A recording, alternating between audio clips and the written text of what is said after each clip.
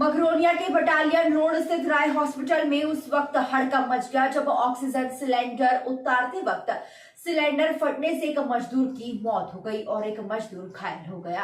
जानकारी के मुताबिक गाड़ी में सिलेंडर भरकर प्लांट से मजदूर हॉस्पिटल में उतारने आए थे। इसी दौरान मजदूर रुपेंद्र कोरी ने सिलेंडर को नीचे उतारा और सिलेंडर में धमाका हो गया।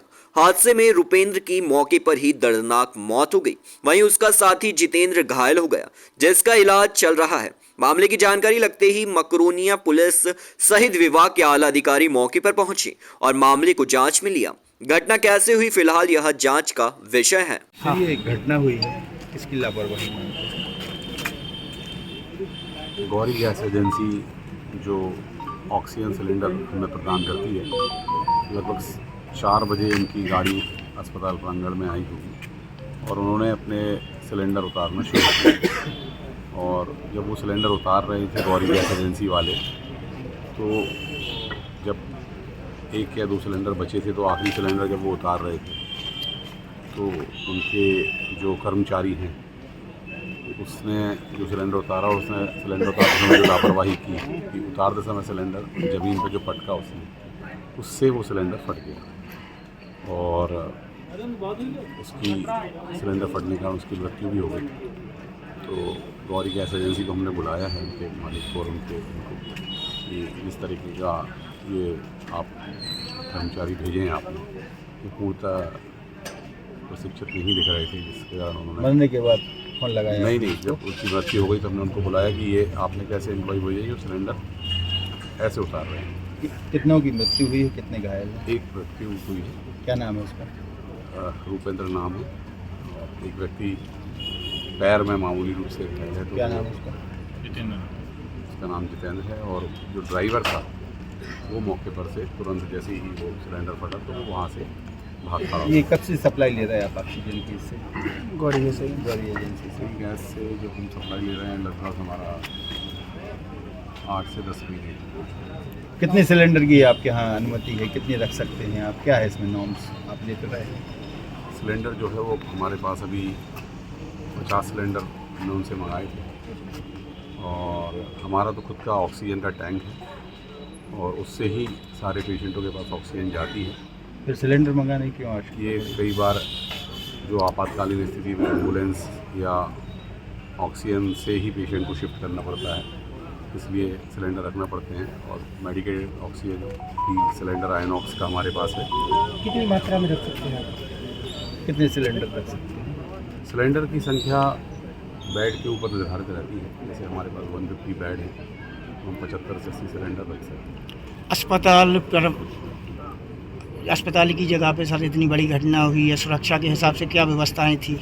अस्पताल के हिसाब से हमारे पास जो अग्निशामक यंत्र हैं वो पर्याप्त रूप से उपलब्ध हैं और सबसे महत्वपूर्ण चीज़ जो है कि सिलेंडर को ऐसे खुले स्थान पर रखना चाहिए कि अगर कभी भी ऐसी घटना होती है तो ज़्यादा नुकसान या ज़्यादा मानव क्षति ना हो और उस स्थान को हमने वैसे ही रखा। राय हॉस्पिटल और विवाद एक नाम हो गया है, क्या कारण है? आए दिन विवाद की स्थिति तो नहीं कहेंगे इसे, क्योंकि ये जो सिलेंडर जो फटा है कुछ न कुछ ये इसमें इशू आते रहते हैं इसमें आपके ऐसा कोई हॉस्पिटल इशू नहीं है। से। कभी ज़्यादा पैसे लेना, कभी किसी को कुछ करना। जो ऑक्सीजन का सिलेंडर फटा है वो उसमें हमारा कोई इन्वॉल्वमेंट है ही नहीं। आप कुल मिला के ये कह रहे हैं कि गैस कंपनी की ही लापरवाही या उनके कर्मचारियों की लापरवाही है? गैस कंपनी और उनके कर्मचारियों की लापरवाही, क्योंकि उसमें वो जब हमें सिलेंडर की डिलीवरी देते हैं तो हम उनको देखते हैं। सर ये बताइए, सुरक्षा की दृष्टि से आप बात कर रहे हैं, खुले में आपके सिलेंडर रखे हुए हैं, यहाँ से पब्लिक भी घूमती है, यहाँ पे पार्किंग भी है और कैंटीन बाजू में है, कैंटीन की कितनी सुरक्षा बाजू में आपके बेड लगे हुए हैं? पार्किंग पीछे नहीं है और नहीं, पार्किंग बेड लगे हुए हैं।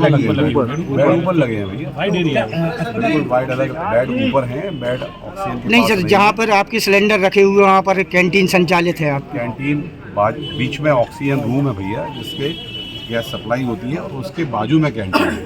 मतलब 3 दीवारों के बाद वहाँ कैंटीन है, कैंटीन बाजू में नहीं है, बीच में ऑक्सीजन कंट्रोल रूम है और उसके बाद कैंटीन। क्या नाम है आपका? मेरा नाम आकाश बजाज है। किस पोस्ट पे हैं? ये घटना अस्पताल परिसर में हुई है। मृतक के परिवार के लिए कोई कंपेंसेशन मिलेगा क्या आपके हॉस्पिटल की तरफ से? ये अभी हमारी चर्चा चल रही है और हम इसमें से शीघ्र ही हम आपको जानकारी देंगे कि हम अभी आगे क्या करेंगे। घटना हुई है, कितने इंजर्ड हैं, कितने की डेथ हो गई? ये एक्चुअली ऑक्सीजन सिलेंडर डिलीवर होने के लिए यहाँ पर आए थे। एजेंसी के थ्रू सिलेंडर यहाँ डिलीवर किए जाते हैं। तो वो सिलेंडर्स जो हैं वो ऑटो से उतारने के दौरान ये हादसा हुआ है। एक सिलेंडर उसमें से फट गया था, तो जिस मजदूर के द्वारा ये सिलेंडर उतारा जा रहा था तो वो इंजर्ड हुआ और उसके बाद उस मजदूर की डेथ हुई है और एक घायल है। तो बेसिकली ये जो हादसा है ये gas cylinder, oxygen gas cylinders थे, जो भी प्राथमिक जानकारी प्राप्त हुई उसके आधार पर बता रहा हूँ कि ऑक्सीजन गैस सिलेंडर थे जो लोडिंग ऑटो से उतारते वक्त सिलेंडर के फटने से हादसा हुआ। सर, ये कितने सिलेंडर रखने की पात्रता रहती है हॉस्पिटल को, और ये घटना मतलब जो सुरक्षा उपाय बरतने थे वो नहीं बरते क्या? इस चीज़ को लेकर के चूँकि अब ये जांच का विषय है और कितने सिलेंडर्स का स्टैंडर्ड है वो भी हम लोग आगे बेसिकली इसके क्या नॉर्म्स हैं उसको स्टडी करके पता करेंगे कि कितने सिलेंडर्स मैक्सिमम रखे जा सकते हैं एक समय में। अगर आवश्यकता से अधिक रखे गए थे तो फिर उस के मुताबिक कार्रवाई की जाएगी। सर, मृतक का नाम और घायल का नाम क्या है?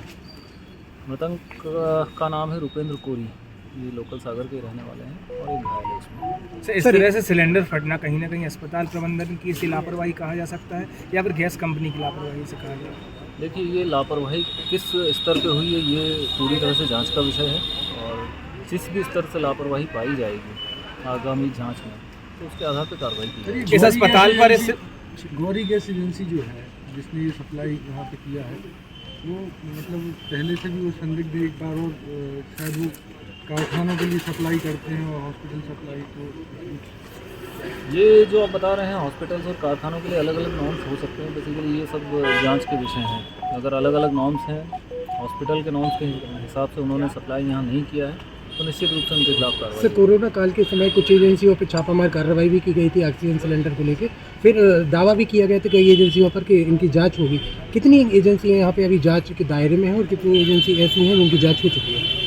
ये जांच के संबंध में मैं अभी बहुत अवेयर नहीं हूँ, लेकिन चूँकि आप लोगों ने ये पॉइंट रेज़ किया है तो इन एजेंसीज़ की जांच हुई है नहीं हुई है उसके हिसाब से आगे भी हम लोग कोशिश करेंगे कि सभी एजेंसीज़ की जांच हो, समय समय पे जांच होती रहे और उससे स्टैंडर्ड्स को प्रशासन फॉलो इस घटना कराया के बाद कितना गंभीर लेगा इस मामले को? निश्चित रूप से कोई घटना होती है उसके बाद हम हमेशा इवन घटना होने से पहले भी प्रशासन गंभीर रहता है और इस घटना के बाद और ज़्यादा हम सक्रियता बरतेंगे ये मैं उम्मीद करता हूँ। ठीक, थैंक्स।